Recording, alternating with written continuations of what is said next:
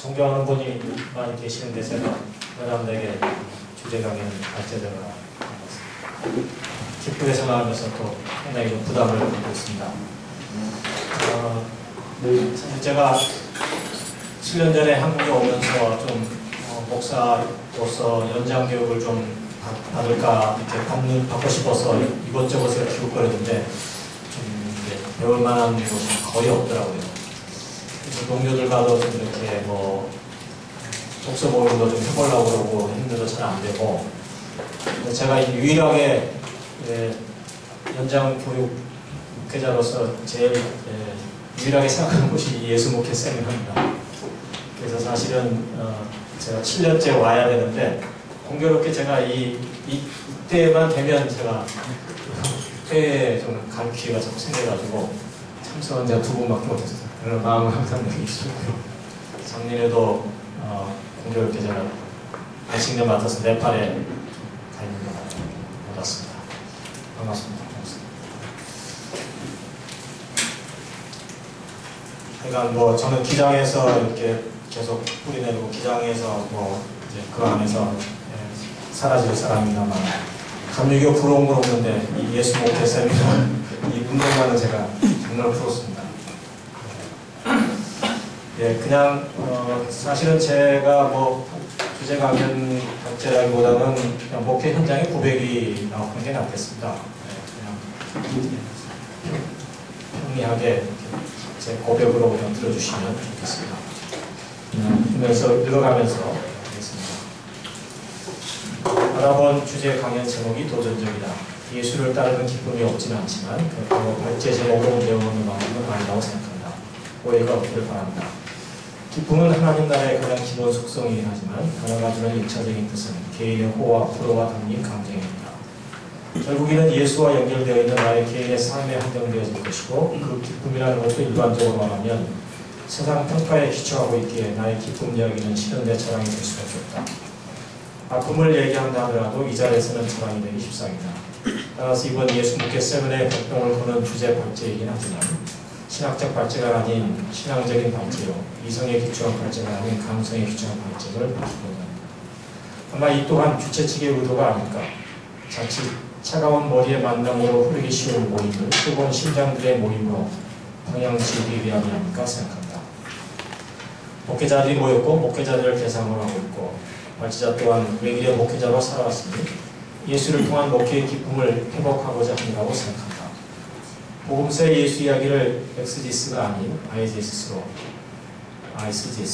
곧 나의 삶의 이야기로 바꿔 풀이할 수밖에 없지만 예수가 그러했듯이 그 초점은 역시 하나님 나라이다. 하나님 나라를 여러 가지로 설명할 수 있겠지만 그리스도인에게 있어서는 세속 가치에 저항하는 하늘 이야기라 이해되고, 이 저항 이야기는 목회 안에서는 때로 옛것을 째는 도전과 새것을 만드는 창조의 이야기가 된다. 이런 시각에서 그리스도인과 예수와의 만남을 목회적 차원에서 풀어가고자 한다.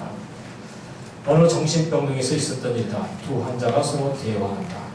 이상하다. 이 소설은 줄거리가 없다. 맞아. 나도 읽었는데 주인공이 없어. 등장인물들은 화려한데. 이때 간호원이 왜 소리치는 얘기가 들린다. 여기 혹시 전화번호 가져간 분 계세요? 이후의 얘기가 말은 잡다한데 줄거리도 없고 주인공 예수가 빠진 얘기가 될까 두렵다. 현명한 청주께서 손가락을 보지 않고 달을 보기를 바라고 질그릇 이야기 속에 담긴 예수를 보기를 권해한다. 제가 예수를 접하게 된 건 예레미야의 고백과 같이 모태 안에서의 나의 형성 이전의 부름이 하늘에 섭니다. 유교 과정에서 뛰쳐나와 목사가 되었던 할아버지의 기도 때문이었다. 나의 초보는 일제시대에 동경의 아오야마 신학교를 나온 목사가 되었고 40년간 들어 교회를 개척하고 섬겨왔지만 신사참배림에 작년 발행한 친일 인명사전에 오른 분이시다. 할아버지의 친일 행적에 대해서는 어려서 90년만 하고 있다가 7년 전 향림교회에 부임하면서 1943년도 장로교 총회 기록을 보게 됐고, 거기에 서기 직함으로 대동아 전쟁 승리를 기원하는 기도전에 할아버지 석자님을 보게 됩니다. 그래서 부임하던 해 8.15 해방주일에 공개적으로 할아버지의 친일 고백을 했다. 친일 제책 고백을 했다. 이런 고백을 해야 하는 것을 미리 알았더라면 향림교회에 부임하지 않았을 것이다. 왜냐하면 아버님과 부모님이 생존해 계시기에 손자가 나설 일이 아니기 때문이다. 그래서 나의 운명적 목회의 길에는 기쁨과 아픔이 함께 뒤섞여 있다. 이는 바울이 은혜의 편노라고 고백하는가 저의 육체를 찌르는 가시와도 같다. 할아버지의 40년 기도 가운데 가장 첫 번째 제목이 대대로 10대 이상 목사가 있게 해달라 했다. 유교 과정에서 저라 그 전통과 가르침이 몸에 배었던지라 성세의 말씀을 내면화하기에는 어려움이 많았던지라 기독교 집안 10대쯤 내려가면 성세의 말씀이 그 피에 배어있는 참 목회자 한 사람쯤 나오지 않을까 하는 기대가 있었던 것이다. 여기에는 당시 서구화를 고온으로 이해하는 막연한 동경 또한 숨어있다고 본다. 그래서 작은아버지가 목사가 되었고 큰아들이었던 아버님은 군에 오래 계셔서 그런 기회가 없었다. 할아버님 병으로 돌아가시자 다른 지역에서 목회를 하고 있던 작은아버님을 불러 미래 담임 목사로 청빙을 했다. 아버님이 돌아가시고 나서 한 청빙이니까 요즘 문제가 되고 있는 교회 세습과는 차이가 있고 자그마한 농촌교회였으니 교회 권력과도 동떨어진 문제였다. 지금도 내가 기억하고 있는 것은 당시 교계 신문이 이를 아름다운 청빙으로 일면 정치에 관해서 매우 자세하게 다뤘던 것을 기억하고 있습니다. 작은아버님은 70년대 기장 전남노회장으로 있으면서 박정희 독재를 비난하는 성명서 선포로 1년간 목사를 했고 추억 후에는 중앙정부의 개혁으로 교회가 양분되었습니다. 조부님이 시작하신 교회는 제1교회로 작은아버님이 시작하신 교회는 제2교회로 현재도 전남노에 소속되었습니다. 근데 작은아버님은 교회 분열의 아픔 때문인지 목사리가 원인이었는지 50대 중반에 치료는커녕 병명도 알지 못한 채 갑작스레 돌아가셨습니다. 그래서 지금도 그 가정에는 많은 아픔이 있습니다. 이러한 가정 배경으로 저는 태어나기 전부터 소위 말하는 하나님께 바쳐진 종이 되었고 교회는 어려서부터 저의 삶의 일부였고 미션스쿨 중학교 1학년 때 장래 희망단에 유일하게 목사라고 적었습니다. 당신은 목사가 뭐하는 사람인지 모르는 학생들도 많았던 때라 조금 얘기가 됐었고 그래서 목사로 이렇게 별명이 불려졌습니다. 물론 이후 목사 이외의 직업에 대해서는 생각해 본 적은 없지만 목사를 할 수 있는지에 대해 고민은 많았고 반항화적인 기질도 많아 나의 목회는 그리 쉽지만은 않았습니다. 많은 이들이 경험하는 일이지만 신학교 2학년 때는 신앙이 송두리째 무너지는 실존의 나락을 경험하면서 1년 가까이 회의와 방황의 시기를 겪게 됐습니다. 목사직에 대한 상당한 부담을 가졌었고 결국 목사 한수는 미국에 가서 34세를 갔습니다. 고등학교 1학년 때 박정희 삼성 기원이 있었고 고대생들의 거래 규모를 자주 목격했던 저희 학생회는 당시 고등학교 최초의 거래 농구를 기습적으로 일으켜서 신설동에서 동대문까지 구호를 외치며 뛰어갔던 적이 있습니다. 그리고 고등학교 선배들로부터 학습을 받으며 역사와 사회에 조금씩 눈뜨게 되었습니다. 한신 입학과 더불어 공포된 유신헌법은 결국 4년 전 과정을 독재에 대한 저항과 투쟁의 장으로 만들었습니다. 당시 반독재 민주화 운동에 앞장섰던 김재준, 함석헌, 문익환, 안병무, 문동환 교수님들의 삶을 가까이에서 지켜보고 이분들의 얘기를 들었던 일은 예수를 따랐기에 받았던 최대의 기쁨이었습니다. 사상계, 씨알의 소리, 현존, 제3일 등의 잡지를 통해 많은 깨달음을 얻었습니다. 당시 정부는 한신대 폐교를 목표로 할 정도였으며 저는 운동권은 아니었고 그저 참여는 정도였습니다. 학교 밖 NGO 활동에 주력하였고 가미와 킬킬골의 실정과 함께 고민하고 자라투스트와 마르크스의 호감을 느끼고 마시고 연애하는 일에 열중하던 평범한 젊은이였습니다. 그러다가 3학년 때 기숙사에 혈압기 머물던 시기가 있었고 어느 날 밤늦게 들어가자 데모에 대한 논의를 하고 있었습니다. 당시 교문을 사이에 두고 돌과 체류탄을 주고받던 투쟁을 거리 기습대보를 하자고 제의를 하고 이게 받아들여져서 새벽에 어둠을 타고 기숙사 뒷문으로 삼삼하고 빠져나가 아침 9시에 동아일보 사호가 방에서 만나서 대화를 하게 됐습니다. 나는 당일 유인물을 품에 놓고 정문으로 나가며 담당 형사에게 아침 인사를 하고 버스를 타왔습니다. 약 60명이 스크럼을 짜고 구호를 외친 강화문 기습거리 데모는 불과 20여 분에 끝났지만 매우 효과적이어서 긴급 뉴스를 탔고 주동으로 몰린 두서너 명을 지휘하고 대부분의 학생이 한 달 불이를 살았습니다. 순진하게도 당시 경찰이 몰려오자 도망가는 사람은 없었고 오히려 늦게 나타난 친구들이 떠나가는 경찰 트럭에 달려 올라타는 끈끈한 동기를 보여주었습니다. 이날의 거리 시위는 그 이후 대학가에 번진 기습거리 시위의 효시였다고 봅니다. 이렇듯 한신대 4년간의 독재와의 투쟁은 그 이후 나의 신앙과 신앙의 방향을 결정지었습니다. 물론 함께했던 대부분의 동료들이 현재 나와 같은 자리에 있지는 아니하니 이것이 전부라고 말할 수는 없습니다. 신학대학을 졸업할 즈음에 생활에 어려움을 느끼고 있었던 아버님은 약사 자격증으로 미국 이민을 신청했고 이게 허락이 되어 가족을 떠나고 저는 군입대를 했습니다. 당시는 초청장이 오면 조기 제대가 되던 시절이라 3개월 예정으로 입대한 군생활은 입대 후 법계적으로 만기 제도를 이뤘습니다. 정당 보병대대의 유일한 대학생 졸업자로 사단연대 대대 중대에서 행정병으로 일할 기회가 있었지만 그때마다 보이지 않는 어떤 손길의 일을 막아서 척책선에서 말단 소총수로 근무했습니다. 추운 겨울날 북녘땅을 향해 촛불을 겨누고 고초를 쏟던 경험들은 지금도 내 안에 보이지 않는 개인 혹은 민족의 한으로 남아있어 때로 불쑥불쑥 설교 중에 쏟아나고 합니다. 지금 돌이켜보면 이것 또한 은혜로 승리입니다. 3년 늦게 미국에서 가족과 합류한 나는 얼마 되지 않아 박정희 암살의 얘기를 듣고 이어 광주 민주항쟁의 뉴스를 접하게 됩니다. 당시 나는 아침 저녁 2개의 일터를 갖고 있었습니다. 낮에는 행복을 굽고 저녁에는 인쇄봉으로 최저임금 노동자 신세였습니다. 그리고 얼마 있지 않아 우리 가정은 잘못된 선통으로 식당 인수 6개월 만에 파산을 하게 됩니다. 전 가족이 핏땀 흘려 모아놓은 전 재산인 집과 자동차, TV를 포함하는 이체를 압류함으로 가족을 흩어지게 됩니다. 동생들은 학교 기숙사로 저는 갓 결혼한 아내와 함께 뉴욕을 왔습니다. 이제 이 가게를 했는데 어차피 있는 것은 이제 PC 가게를 했습니다. 생선 튀기는 가게요. 현재 미국에서 사시면 아시겠지만 이 사순절 기간에 이 PC를 대부분 가톨릭 신도들을 보면 많은 분들이 이제 계속 먹거든요. 그래서 이제 굿 프라이데이 한 주간은 가장 이제 매상이 많이 오르는 기간인데 그 기간을 노리고 이제 건청 강도가 온 거죠. 근데 이제 사실 이때 상당히 위험한 순간이었는데 이제 전부 다 문을 닫고 이제 나가는 때 저는 이제 마지막에 맨 나중에 남아서 이제 알람 셋업을 하고 뭐 이러고 이제 나가는데 그 다음 이제 부활주일날 제가 성가대를 하고 있었기 때문에 부활절 노래를 연습을 해서 혼자서 그 안에서 이제 빌딩 안에서 소리치고 한 10분을 있다 나가니까 가족들이 그 일을 당하고 4인조 공청방도들이 이제 가는 거예요. 뒤로. 저는 뒷모습만 봤죠. 근데 제가 그때 20대 중반이었으니까 현장에서 부딪혔으면 글쎄 제가 뭐 땅바닥에 엎드렸을런지 아니면 어떤 일이 벌어졌을런지는 저도 모르겠습니다. 하여간 그때 굉장히 막 피가 막 머리 위로 솟는 그런 경험이 있었는데 지내고 나면 뭐 그것도 또 기적이고 그랬죠.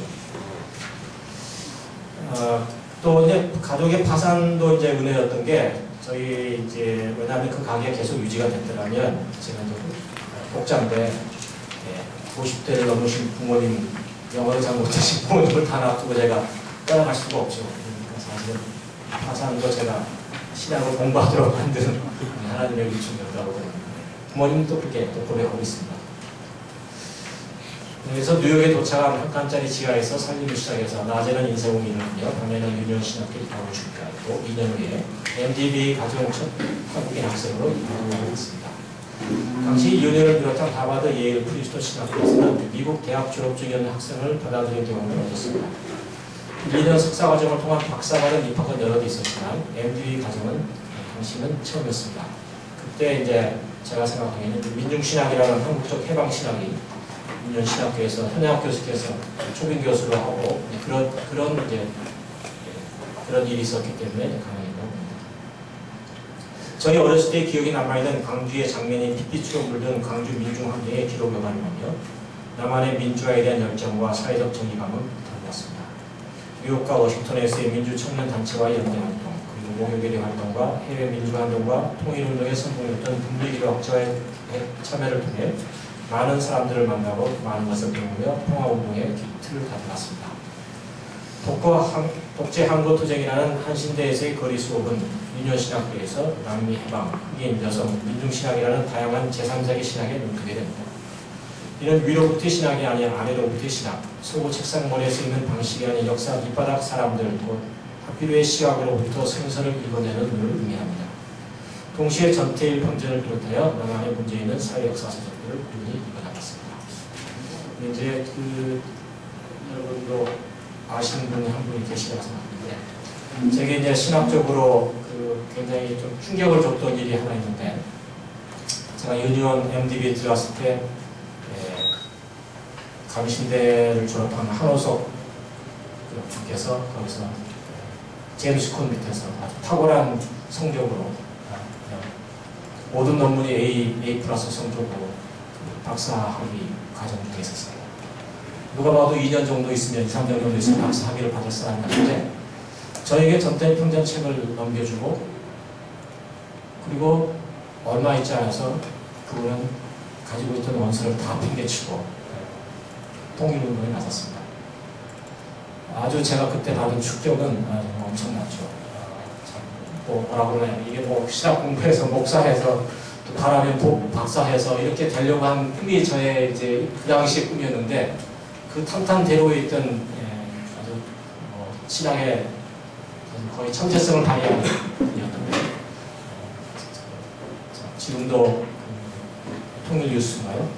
계속 글을 쓰고 있죠.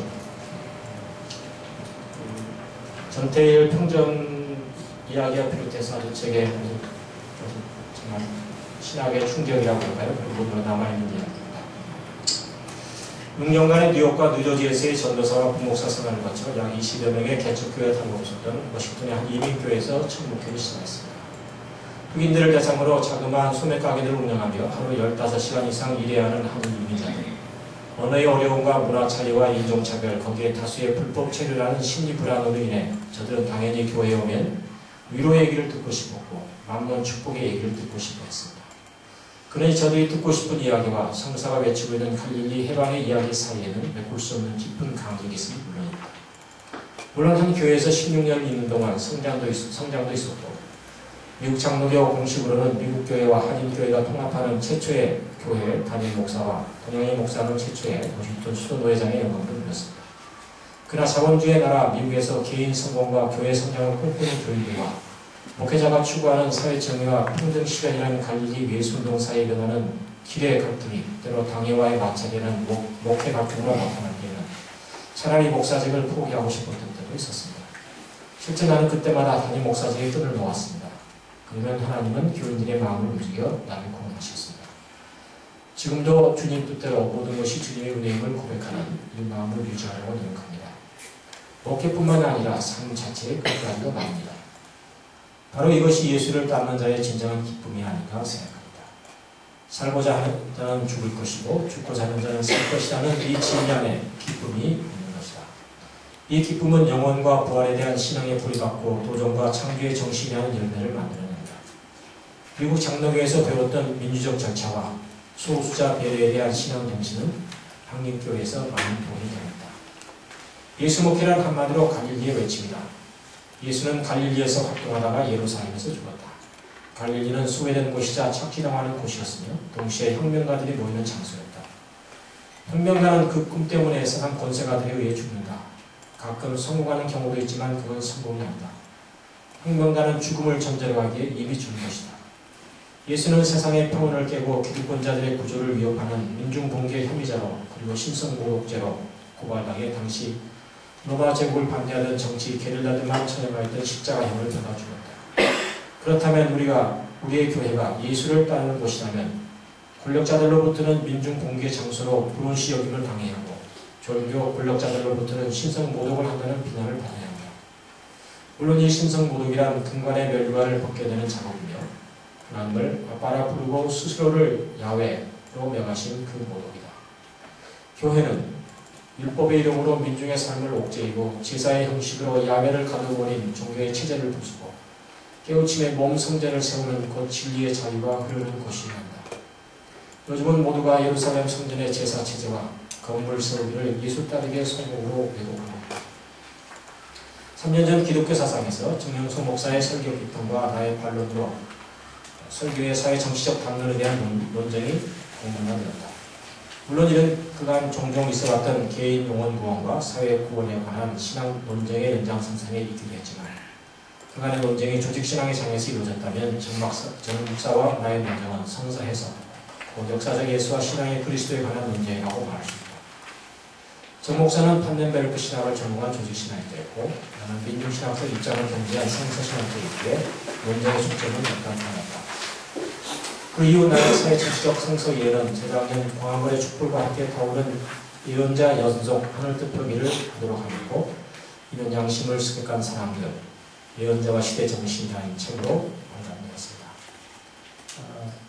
저는 이것도 문제라고 생각하는데 제가 70년대 신앙을 공부하면서 내가 목회자가 된다면 한번 해보고 싶은 것은 예언자들 한 명 한 명 계속해서 한번 하늘뜻 표기를 설교를 해보는 것이다 라는 그런 꿈을 갖고 있었는데 그 꿈이 거의 30여 년 만에 그것도 그 사회적 현장과 아주 맞물려서 제가 설교를 했는데 제가 생각해도 어떻게 이런 아이디어가 나왔고 또 예언자들의 그 말씀 하나하나가 어떻게 제가 택한 본문과 그 당시의 상황이 어떻게 일치가 됐는지 아주 제가 깜짝깜짝 놀라고 그랬던 기억이 있습니다.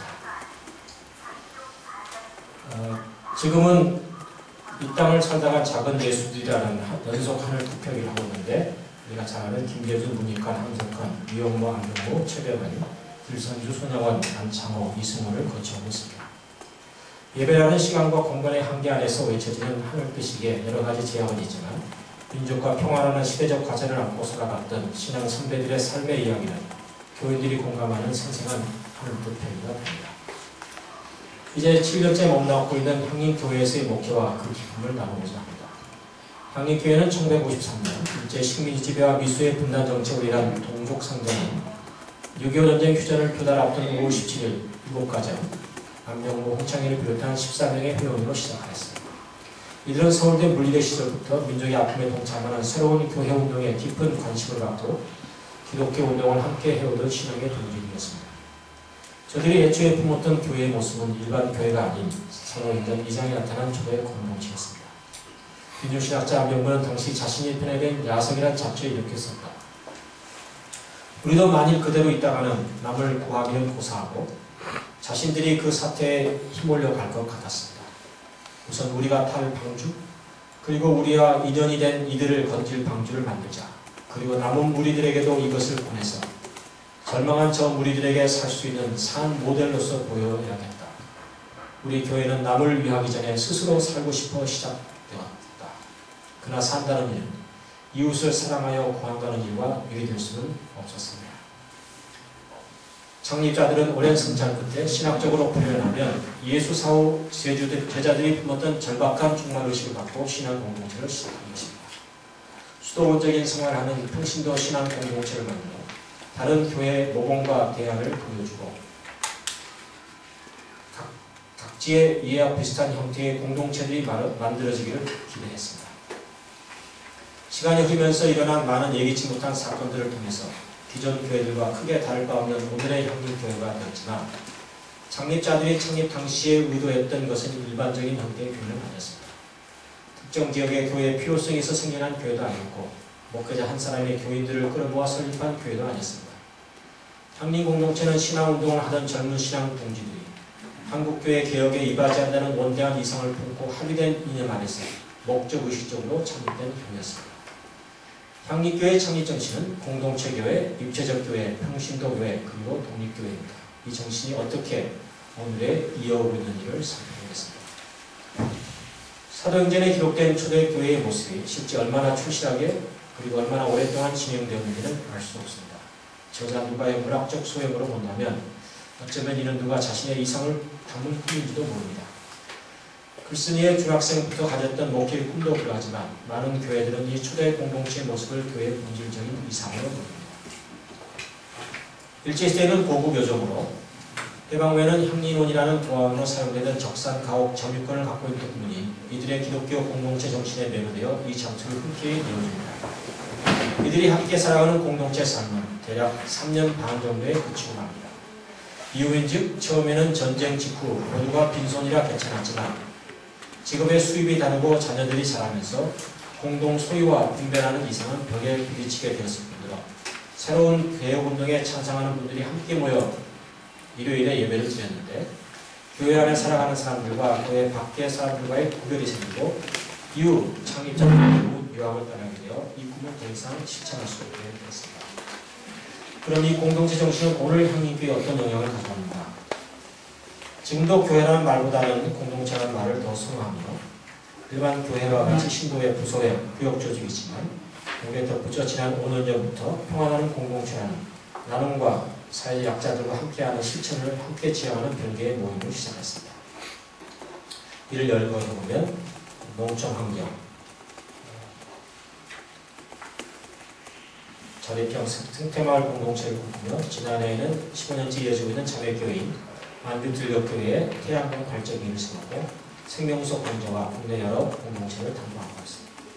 나가니 공동체, 장애 독거노인 목욕봉사, 여성인권, 댄스라피, 스토리텔링의 학생 모임과 위안부 제도 불참 소외 모임 등을 주관하는 단체, 독거노인 반찬 만들기, 적십자사와 연계하여 매주 30여 명의 일주일분의 반찬을 제공하고 있습니다.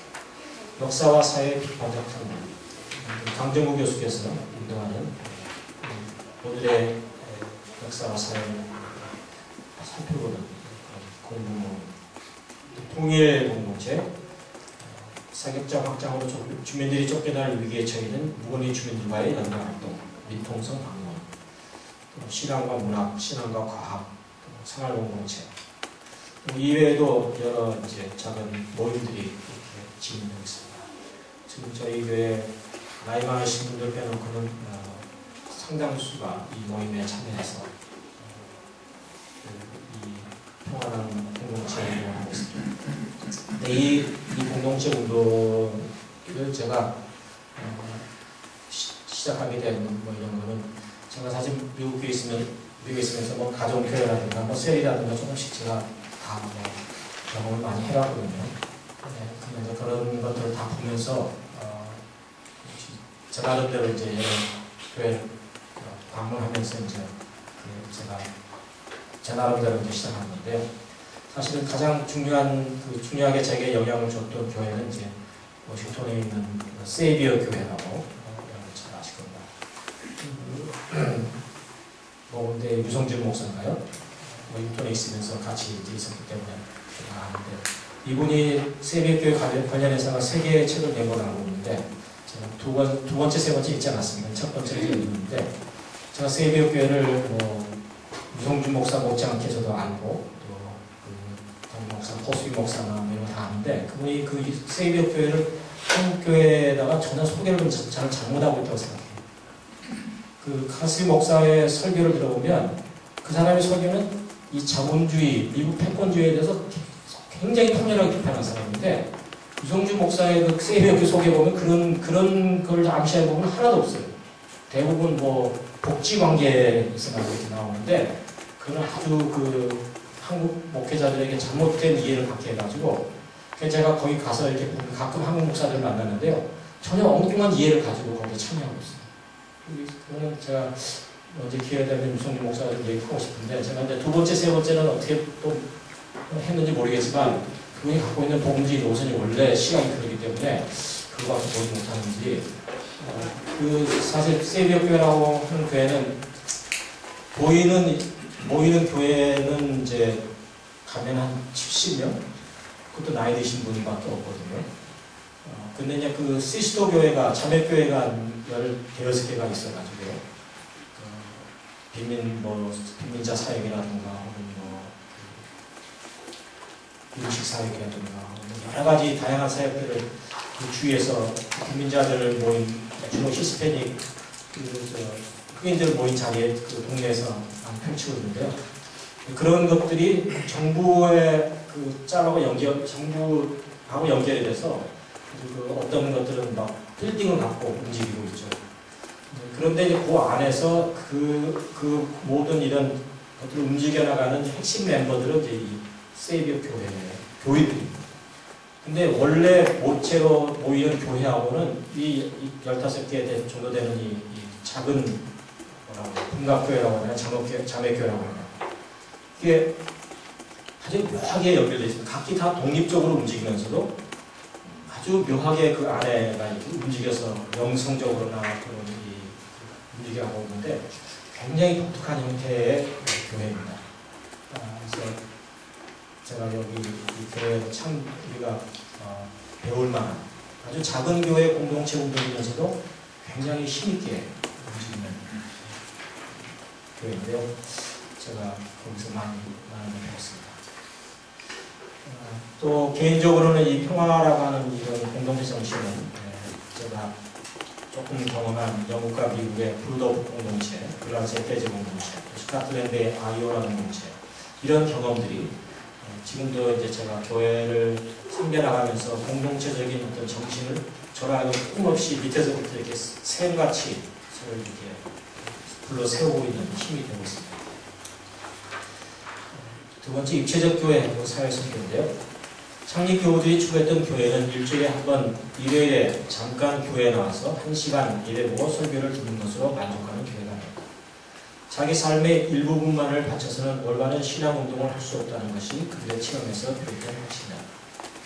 교회에 와서는 매우 경건한 사람도 사회생활에서는 비기독교인과 다를 바가 없습니다. 사회생활에 쫓기며 살아가는 사람들이 일주일에 몇 시간 교회에 와서 예배드리고 성수 공부를 하면서 교회로 변화할 수는 없습니다. 신앙운동은 전 생애를 바쳐야 할 수 있는 일이었다. 자신의 삶 전체를 바쳐서 선교하려면 자기 생업을 통해서 선교할 수밖에 없다고 보았다. 입체적 교회라는 창립 정신은 교인들의 삶을 전체적으로 선교에 헌신하게 한다는 것으로서 세상 안에서 서로 만나 함께 하나님 나라 운동을 펼쳐나가는 것을 의미합니다. 그래서 서로 가진 직업들을 통해서 함께 만나서 어떤 사회적 선교를 해나간다는 건데 이것이 한국교회에서 제대로 진행됐다고 보지는 않습니다. 그러니까 초창기 의료 선택을 받을 수 없었던 지역, 강남 프랑스는 이제 굉장히 농촌인데요. 의료 선교를 시작했고 지금 굉장히 큰 교회로 된 거항교회를 시작하게 된 동기가 됐습니다. 또 이 의료 선교 정신은 이후 서울대학병원에 교회를 세우는 일로 그리고 이주 노동자 의료를 담당하게 됐습니다. 한때는 교회 성장에 힘써서 강남으로 이주하여 중대형 교회로 나아가려는 초대 정신에 어긋나는 움직임도 있었지만 이는 결국 교회 분열에는 아픔을 낳았습니다. 입체적 선교 정신은 70년대 민주화 운동에 앞장섰던 안정무 교수와 90년대 홍문수 목사의 구속으로 인해 민족 통일을 지향하며 독재에 저항하는 정체성으로 자리 잡게 됩니다. 담임 목사가 국가보안법 제목으로 1년 반을 사는 기간에 항일교육을 출애굽 해방과 갈릴리의 민중운동을 오늘에 재현하는 체험을 하게 됩니다. 이 체험의 가장 핵심적인 역할을 했던 분이 김경호 목사님이시죠. 그 목사로 당시 홍보수 목사님 대신해서 설교하고 모든 교인들의 운동을 이끌었던 분이십니다. 87년 6월 민중항쟁의 시작이 되는 민주헌법정치 국민운동본부가 기습적으로 한림교회에서 결성되었고 이후 도시사령 선교를 비롯한 여러 민중교회들을 지원하였고 노동 야합운동과 사회적 약자를 돕는 사마리아 봉사단을 창설하게 됩니다. 또한 15년째 전주에 있는 들녘 농촌교회와의 자매교회를 통해서 분홍 연대 선교 활동으로 운영하고 있습니다. 오늘에 이르러 이 사회 선교 정신은 그 틀이 좀 바뀌었는데 1년에 한두 차례 평화 예배라는 이름으로 평택 대추리, 파주 무건리, 사대강 걷기, 용산 참사 등 아픔의 현장에 가서 주일 예배를 드리는 일로 또 사회의 초점이 되었던 효순 미선 투표 환경과 2년 전 시청 앞 촛불 모임을 비롯한 다양한 사회 정치적 일에 서명운동과 거리 시위에 주도적으로 참여합니다. 2년 전 MB 정부의 폭력적인 진압으로 촛불 운동이 차단되었을 때 한림교회 자체의 노력으로 10월부터 평화 목표 기도회를 시작해서 교회에서 찬양과 기도의 시간을 가진 다음 촛불을 들고 불지로와 광화문과 시청을 도는 거리 기도회를 가졌었고 이는 이후 매주 목요일 저녁 아픔의 현장을 찾아가는 촛불을 켜는 그리스도인들의 모임에 합류했습니다. 이 모임은 작년 용산 참사 현장을 지켜온 개신교의 주체로서 실제적으로는 가톨릭의 정의평화사재단의 활동을 능가하는 활동을 펼쳤습니다. 현재 교회 건물 외벽에는 세 개의 커다란 현수막이 걸려 있어 이곳을 지나가는 많은 신앙인들에게 도전하고 있습니다. 가운데는 평화를 심어 정의의 열매를, 양쪽에는 국가보안법 폐지, 그리고 미군기지 확장 저지를 이어서 한미 FTA 반대가 쓰여 있습니다. 많은 경우 이러한 공개적인 발언이 교회 성장을 위축시킬 것으로 생각하지만 오히려 이러한 사회적 문제를 공감하는 신앙인들의 발걸음이 멈추지 않고 있습니다. 오히려 이들은 보수 기성교의 가르침에 실망하여 교회를 떠나라고 마음먹었던 진정한 예수 따르기들입니다. 그래서 이들은 향림교회를 막장교회라고 부릅니다. 국내 민중선교에 치중하기 때문에 해외 선교는 거의 하지 않지만 제가 와서 버마 수도 외곽 인민지역에 2층짜리 선교센터를 세운 바 있고 지금 미국의 군사 패권주의의 그 현장을 가장 쉽게 볼 수 있는 적나라하게 볼 수 있는 곳이 오키나와 그 현장입니다. 그래서 지금 4년째 교인들이 오키나와 평화 기행을 하고 있습니다. 독립교회, 평신도교회. 독립교회란 교단에 소속하지 않겠다는 말이고 평신도교회란 교회의 주체를 평신도들로 하겠다는 말입니다. 따라서 이 두 정신은 실천에 있어서는 맞물려 있습니다. 1953년 6.25 전쟁 중에 대구에서 보여준 장로교회의 분열과 그 이후 계속되는 비난과 분열을 보면서 창립교우들은 담임 목사를 두지 않고 스스로가 교회의 주인이 되며 어느 교단에도 가입하지 않습니다. 그러나 건물과 대지를 소유하고 있었던지라 교단에 가입하지 않고서는 종교수 혜택을 피할 수가 없어 그는 그때 7년 만에 한국기독교 장로회에 가입하게 됩니다. 그러나 기존 교회와는 달리 담임 목사를 두지 않은 평신도 중심의 교회를 21년 동안 유지하게 됩니다. 오늘에 있어서 독립교회라는 정신은 한국 기독교 장로에 소속한 교회로서 여러 의무를 다하지만 동시에 교회 개혁이라는 관점에서 총회 헌법에 의뢰하는 정과를 정하고 이를 행하고 있습니다. 첫째는 장로들로 구성된 당회외에 목회운영위원회라는 각 기관 대표들로 구성되는 조직을 통해 교회 행정에 주의의식을 갖고 참여토록 하고 있습니다. 현재 24명인데 이에는 대학생도 참여하고 있으며 앞으로 고등학생까지 참여를 모색하고 있습니다. 모든 재정에 관련된 모든 일들은 이 목회운영위원회가 결정하고 있습니다. 둘째는 담임 목사와 장로 임기제입니다.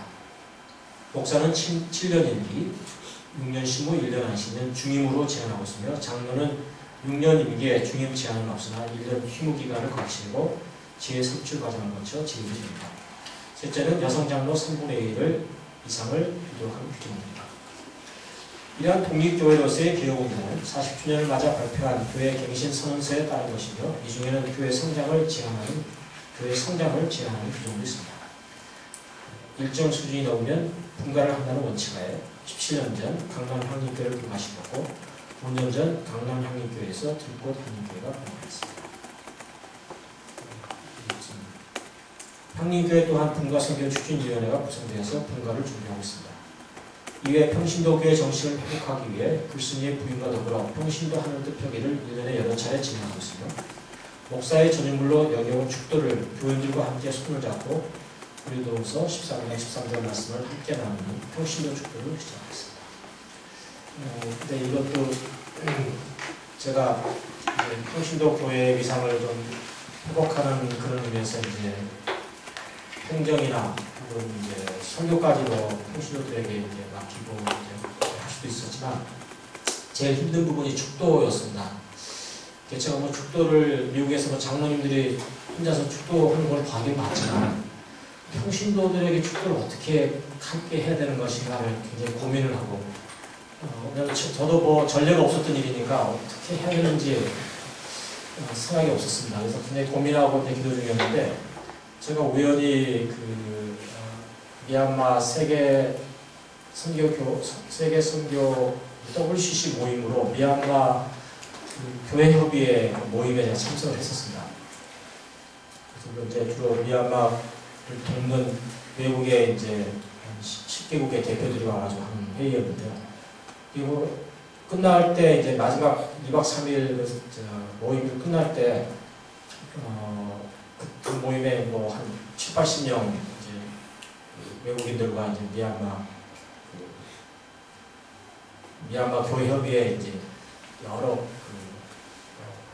교파, 또 학생, 여성, 다양한 사람들이 모여 있었는데, 맨 나중에 이제 감리교 감독님이 나와서 축도하겠습니다. 그렇게 이제 얘기하길래, 전 당연히 뭐 손들고 할 줄 알고, 이제 눈을 감고 머리를 숙였죠. 그랬더니 그냥 그 60, 70명 되는 그분들이 한꺼번에 그 무슨 뜻인지 모르겠지만, 그 한꺼번에 축도를 다 암송을 하는 거예요. 그래서 제가 그때 그 받았던 충격이라는 게 굉장히 컸습니다.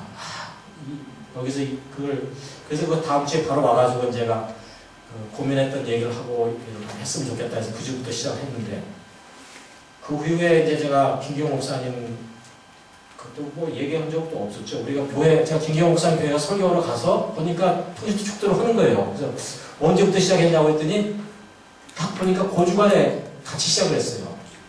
근데 뭐 김기용 목사님은 원래 평신도 그 교회를 지향하고 이제 개척이 쏟아 나갔으니까 또 이제 쉬웠지만, 저는 이제 50년 넘은 교회 교인들을 대상으로 하기 때문에 사실 저로서 상당히 이제 파격적인 이제 시도를 한 거죠. 그 이후에 이제 우리 뭐 서로 느끼는 거지만, 교회 협의회가 모이는 그런 장소에 가면 그 이후부터 이제 공동 축도를 가끔씩 하는 이제 일들이 생겨났습니다. 물론 제가 생각할 때는 여성교회라든가 조그만 그 교회에서는 이런 일들이 이전에도 있었다고 저는 생각하고 있습니다. 저로서는 이렇게 맨 나중에 전부 일어서서 손을 잡고 함께 축도할 때 정말 큰 성령의 감동을 느낍니다. 민중교회, 끝으로 향림교회 이야기 마치면서 중요하게 언급하여야 하는 민중교회로서의 활동입니다. 민족이 아픔과 함께 하고자 했던 창립 교우들의 정신은 오래 있어 민족 화해와 통일운동으로 계속 이루어지고 있다. 1993년 40주년을 맞아 발표한 통일공화국 헌법은 지금도 교우들의 민족공동체의 청사진 역할을 감당하고 있습니다. 매년 6.25를 맞아 남북 나눔 헌금을 약정하여 매주 의미를 드리고 있습니다. 또한 사순절을 맞아 민중의 아픔과 함께하는 많은 사람들을 초청하여 그들의 아픔을 얘기를 듣고 연대하는 활동을 해왔으며, 최근에는 이웃 종교와의 대화 모임을 3년째 진행하고 있습니다. 첫 해에는 불교, 원불교, 가톨릭, 이슬람교의 지도자들을 초청해서 가르침을 드렸고, 지난해에는 이웃 종교의 죽음 이해라는 주제로, 올해는 이웃 종교의 수행이라는 주제로 매주 한 번씩 모셔가지고 사순절을 진행하고 있습니다. 이외 1993년 40주년 교회 개혁 실천운동의 하나로 발표한 민족 문화 수용이라는 주제를 안고 고민해오던 교회는 이항이라는 국악단을 발족시켜 꾸준한 활동을 하려는 결과 지금은 230곡이 넘는 국악 찬송가를 통해 기존의 서양 음악과 함께 예배를 드리고 있습니다. 보통 10개의 찬송가 음악이 짧은 것들을 예배 중 불리는데, 그중 7, 8개는 우리가 찬송가로 불리고 있습니다. 특히 시편 낭송, 우리가 흔히 말하는 교독을 원래 순서 정신에 따라서 국악 가사 3, 4조의 무리에 맞춰 음악을 만들어서 사회자와 교인들이 노래로 그것을 드리고 있습니다.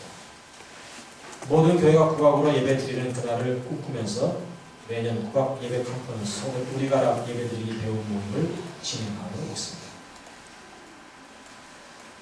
끝으로 예수를 따르는 목회자로서의 기쁨은 향림교회 안에서뿐만이 아니라 나의 개인의 삶에서도 가장 많습니다.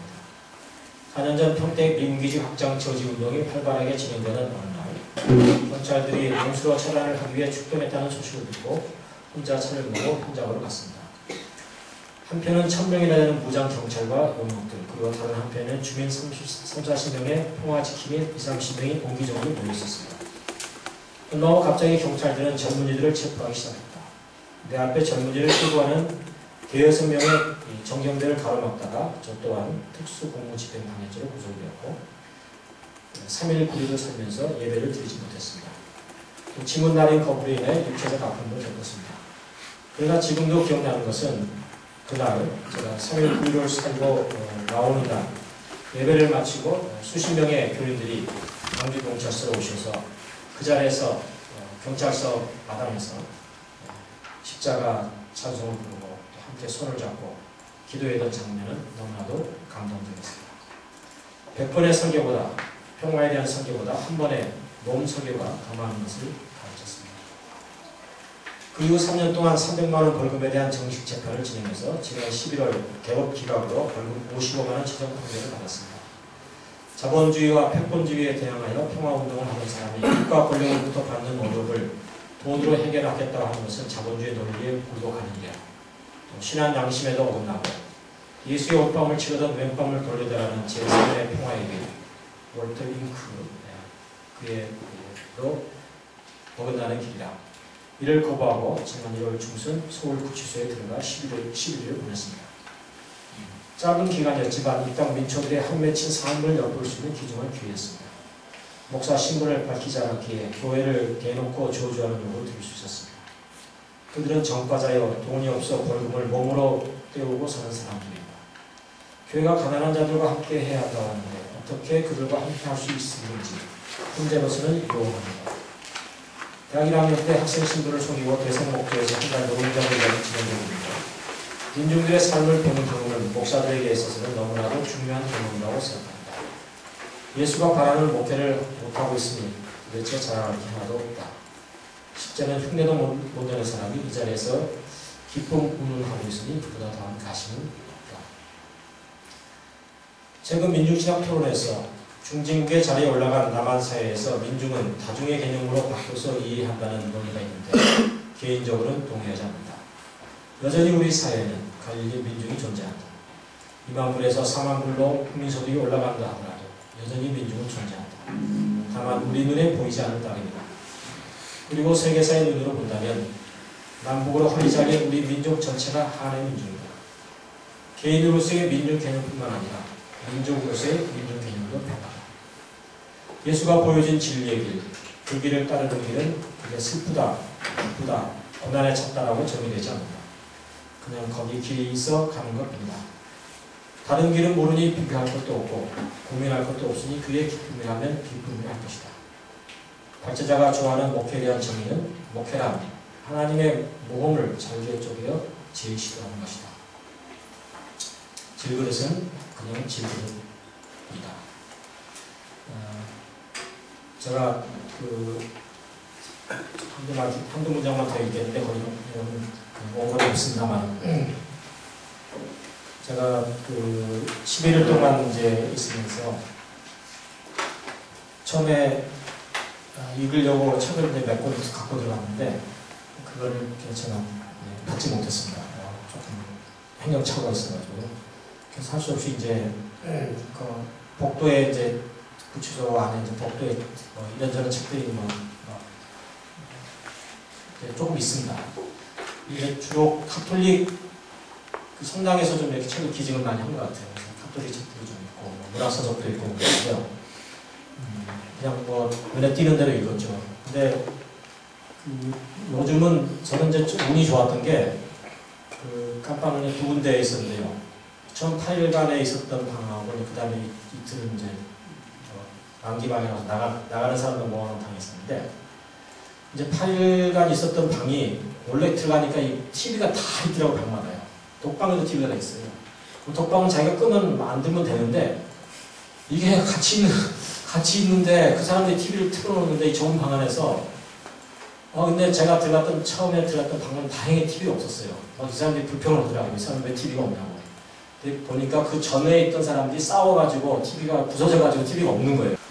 그래서 제가 그 TV가 없다고 하는 것이 얼마나 좋은지를 몰랐어요. 그래서 저는 8일 동안 있으면서 이제 제가 이렇게 직접적으로 많이 봤는데 나중에 이틀 동안 있으면서 그쪽으로 이제 만기방을 가서 갔는데 TV가 있으니까 새벽 6시 눈 뜨면서부터 밤 잘 때 12시까지 계속 TV를 틀어놓는 거예요. 사람이 정말 그냥 처음에는 미치겠어요. 어떻게. 그것도 조용히 있다가 TV 든 데로 오니까 그렇다고 그 사람들 보지 말라고 할 수도 없고 근데 하여간 제가 8일 동안 있으면서 가톨릭 책을 한 두세 권 봤습니다. 그래서 그 중에 제가 조금 이렇게 나누고 싶은 문장이 있어서 그것만 제가 조금 마치고 제 얘기를 마치겠습니다.